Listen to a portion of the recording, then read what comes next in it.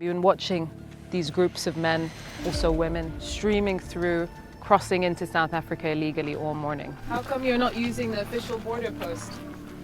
Will they face consequences for being here undocumented? Have you been issuing bans? Obviously, there's consequences. How do you feel about leaving South Africa? I feel horrible because I'm leaving my dad. They have a long way to go to home.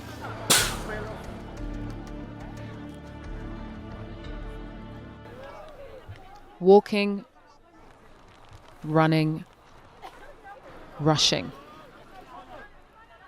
to board repatriation buses with their lives on their backs.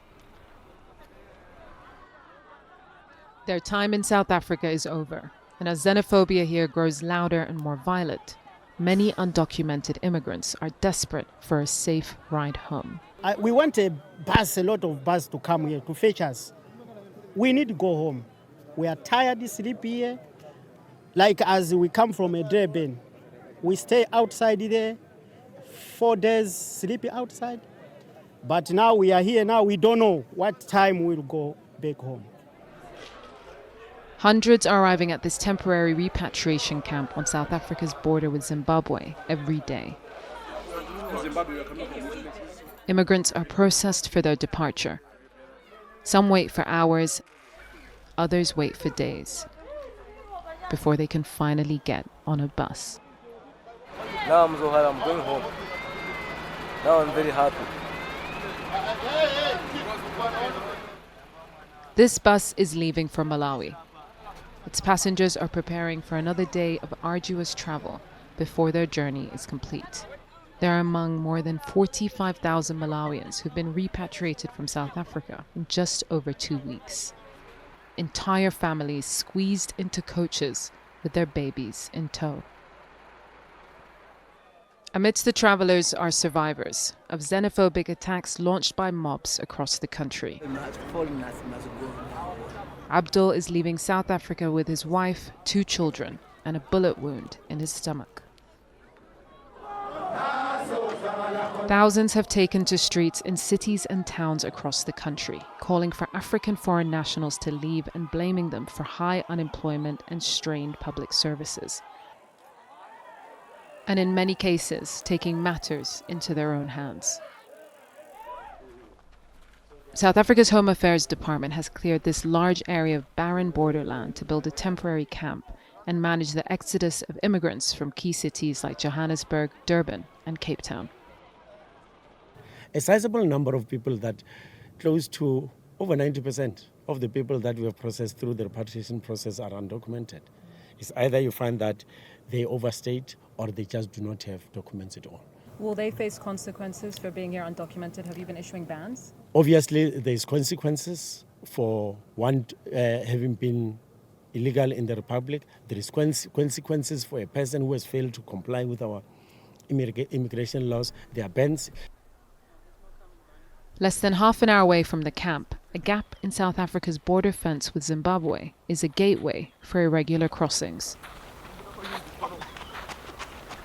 We're in no man's land, right up against the Zimbabwean border, in this gap in the border fence. And we've been watching these groups of men, also women, streaming through, crossing into South Africa illegally all morning.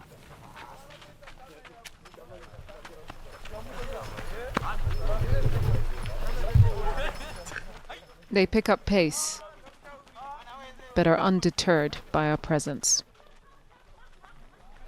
Let me just say that I'm a smuggler. You're a smuggler? Yeah. What are you smuggling? Yeah, clothes. Clothes? Yeah. Why do you do it? It's illegal. Why are you doing it? For us to survive. On the South African side of the fence, queues of people keep passing through. Where are you going? I'm going to work. You work on this side? Yes. How come you're not using the official border post?